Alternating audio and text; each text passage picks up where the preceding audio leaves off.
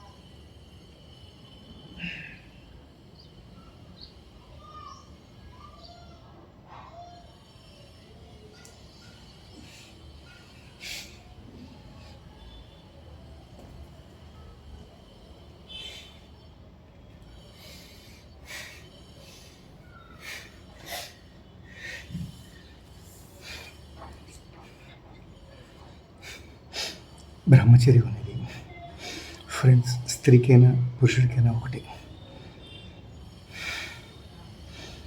నిత్యం యవనంగా ఉండాలి అనుకుంటే బ్రహ్మచర్యమే. స్త్రీని ద్వేషించమని అర్థం కాదు అందులో మర్మం. రోగాల బారి నుండి, కర్మల బారి నుండి, జన్మల పునర్జన్మల వలయాల నుండి తప్పించుకోమని చెప్పడం ఇందులో మర్మం. స్త్రీ పురుషుడి కన్నా త్వరగా ముసలిదైపోతుంది, పాడైపోతుంది. బికాస్ ఆఫ్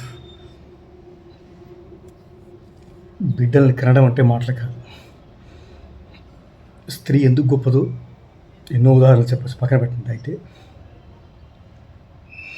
తన వెన్నులో బలాన్ని మొత్తం బిడ్డకి అర్పిస్తుంది, తన శక్తి మొత్తం అంతా. స్త్రీ అందుకని మీరు అబ్జర్వ్ చేసి చూడండి, ఒక ఇద్దరు బిడ్డలకి అంత తర్వాత స్త్రీ మొత్తం పాడైపోతుంది పాపం. అన్ని అంగాలు లూజ్ అయిపోయి, పళ్ళు అన్నీ, ఎవరి పార్ట్స్ అన్నీ పుంజుకోవాలంటే చాలా కష్టం. ఏ మొగుడు అదృష్టవంతుడు అయ్యండి, ఏ డబ్బులు ఎక్కువ ఉంటే పౌష్టికాహారం తింటే కొంచెం బాడీ బాగుంటుంది, అయితే బాడీ పాడైపోతుంది, వేరే విషయం. అయితే ఈ కర్మల వలయాల నుంచి, బంధాల నుంచి తప్పించుకోవాలంటే ఇంద్రియ నిగ్రహ శక్తి, యోగా, భగవద్ధ్యానం, సన్యాస ధర్మం, శాశ్వతంగా మహాయోగిగా ఉండటం ఉత్తమం. నేను అందుకనే ఇలాంటి కర్మలను ఇష్టపడను. ఇది బిడ్డల కంఠం, ఇవన్నీ కూడా కర్మ, గతించిన వాసనలు. ఇవన్నీ కూడా ఎన్నో గర్భాల్లో నేను పుట్టాను, ఎన్నో జీవాల్లో రకరకాల జన్మలు ఎత్తి పుట్టాను. ఆ వాసనలోని భరించాను, బాధలు పడ్డాను. ఏ గర్భ శోకంలోనూ నేను ఆ పరమేశ్వరుడు, ఆయన అల్లా కావచ్చు, జీసస్ కావచ్చు, ఎవరైనా, ఏ దేవుడైనా, గురునానక్ ఎవరైనా కావచ్చు, నేను భగవంతుడి దేవల్ల ఈ బ్రాహ్మణత్వంలో పుట్టాను కాబట్టి మా కులం ఎలివేలు పాపద్దాముడు గోవిందుడే, వారి ఆశీస్సులు ఎవరైనా కావచ్చు. ఈ జన్మ స్మృతి, ఈ ఆలోచన రావటం అనేది కూడా పరంపర. ఎన్నో జన్మల పరంపర ఉంటే కానీ రాదు. ఇప్పుడు మ్యాచ్లు ఆడగానే ఓ మ్యాచ్, 2 మ్యాచ్లు గెలుస్తాం. అలాగే జన్మలు ఎత్తగానే భగవంతుని మొరబెట్టుకుంటేనే ఇలాంటి జన్మలు వస్తాయి. యోగి జన్మ వస్తుంది, అది రాదు. ఎందుకంటే గత జన్మల వాసనలు, కర్మలు ఉంటాయి కదా. ఉదాహరణకు ముగించేస్తారు ఫస్ట్గా. తల్లి గర్భంలో పుట్టడం, నేనే ఉదాహరణ పెళ్లి చేసుకున్నాను ఒక అమ్మాయిని. ఆ అమ్మాయిని కలిశాను, బిడ్డను కన్నాను, గర్భశోకాన్ని దాని భార్య కలిగిస్తున్నాను, బిడ్డకి కలిగిస్తున్నాను. నేను పరోక్షంగానూ బాధపడుతున్నాను. మరి ఈ బాధను నేను అనుభవించాలంటే స్త్రీగా మారాలిగా, మరి స్త్రీ జన్మెత్తాలిగా. మరి ఇదే ఈ ఇలాంటి వలయాల్లోనే చిక్కుకుంటున్నాం. చిక్కుకుని ఎన్నో జన్మలు, కోట్ల జన్మలు తిన్న తర్వాత కానీ కృష్ణ పరమాత్ముడి మీద కానీ, ఏ దేవతల మీద కానీ ప్రేమ కలగదు. ఈ బంధాలు, ఈ వాసన నాకు వద్దు తండ్రి. అందుకనే నేను మనస్ఫూర్తిగా, చాలా గర్వంగా, నిజంగా నేను నిత్యం ఆ పెరుమాళ్ళకి ఆయన్ని మనస్ఫూర్తిగా చెప్తున్నా. అల్లా కావచ్చు, జీసస్ కావచ్చు, గురునానక్ కావచ్చు, గౌతమ్ బుద్ధుడు కావచ్చు, నా కులదైవం నారాయణ గోవిందుడు కావచ్చు, మనస్ఫూర్తిగా వారికి ఎప్పుడైనా కృతజ్ఞుడై సర్వవేళ సర్వకాల అవసరం. నిజంగా నా వెన్నుకే, నా ప్రాణాన్ని కాపాడుతుంది వాళ్ళే, ఈ జ్ఞానం ఇచ్చింది వాళ్ళే. ఈ జన్మంతా రుణపడే ఉంటాను నేను. నిజంగా ఇది ఎన్నో కోట్ల జన్మ పుణ్య ఫలితం ఉంటే కానీ రాదు. తప్పులు మానవ సహజం. కొన్ని సందర్భాల్లో స్త్రీలకు సంబంధించి పొరపాటు చేయడానికి వెళ్ళినా కూడా నాకు అవన్నీ దొరకలేదు. ఇది గాడ్ గిఫ్ట్ అని అనుకుంటున్నాను నేను. భగవంతుడు మంచివాడిని ఇప్పుడు పాడు చేయడు, చెడ్డవాళ్ళని బాగు చేయలేడు ఆయన. ఎన్నో నాకు అనుభవాలు జరిగాయి, ఏవి కూడా నన్ను బాధ పెట్టలేదు. జ్ఞానాన్ని కలిగించే వెంటనే ఆలోచనలు ఇచ్చి నాకు, ఓహో ఇది అని. అందుకని ఇప్పుడు నేను టోటల్గా భీష్మించేశాను. ఈ నా జన్మ తల్లి జగన్మాత, ఈ సృష్టికి ఎవరైతే ఉందో, ఆకాశం, నేను మణిదీపం చదువుకున్నాను, ఆకాశం ఆవులుండు తల్లి, ఇంకదే హద్దు. దేవతలు రావాలన్నా పర్మిషన్ తీసుకోవాలి, నో ఛాన్స్ అమ్మని కలవాలంటే. అందులో ఆ పైన చింతామణి గృహమందు ఇంక ఇలాంటి కోట్ల ఈ ధనరాశులు కావచ్చు, ఇంక నేను వర్ణించలేను. ఎన్నో మాణిక్యాలు, ఎన్నో వర్ణించలేను. ఈ యుగాలు, ఈ కల్పాలు, ఎంతమంది బ్రహ్మలు సృష్టించారు, ఎంతమంది బ్రహ్మలు ఉన్నారు, వాళ్ళంతా విష్ణువు శివుడు అందరూ అక్కడే ఉంటారు అమ్మ దగ్గర. మునులు యోగులు సిద్ధులు అందరూ కూడా అమ్మని ఎప్పుడు ఉపాసిస్తూ అమ్మ దగ్గరే ఉంటారు. ఆ సేవ చేస్తూ నిరంతరం అందులో నేను ఒకటిగా ఉండాలని, శాశ్వతంగా ఉండాలని నా కోరిక. ఇక ఈ మానవులతో నేను సంబంధం పెట్టుకోను. I hate human relations any square. అంత విరక్తి వచ్చేసింది నాకు. అక్కడ ఉంటుంది అమ్మ. ఆ అమ్మకి నా జన్మకితం. ఎస్, థ్యాంక్ యూ అమ్మ. ప్రతి క్షణం నువ్వు కాపాడుకో. ఏ స్త్రీ చూసినా నాకు తల్లిగానే అనిపించాలి.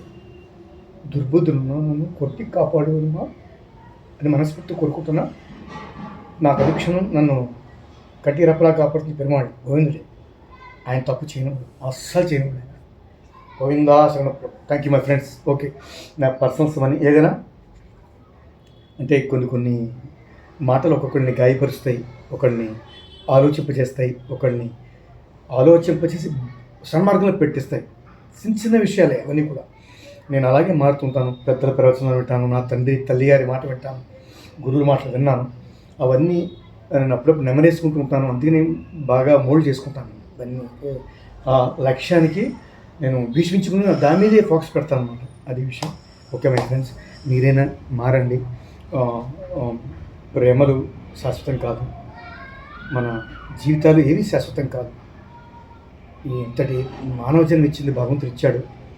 దాన్ని మీరు దైవానికి ఉపయోగించండి, ధర్మంగానే బతకండి, ధర్మ సంపాదనకే మ్యాక్సిమం కృషి చేయండి. చిన్న తప్పులు నేను చిన్న షూటింగ్స్తో సందర్భాలు చేయాల్సి ఉంటుంది. ఇదో పరిస్థితికి వెళ్ళవని చేస్తాను.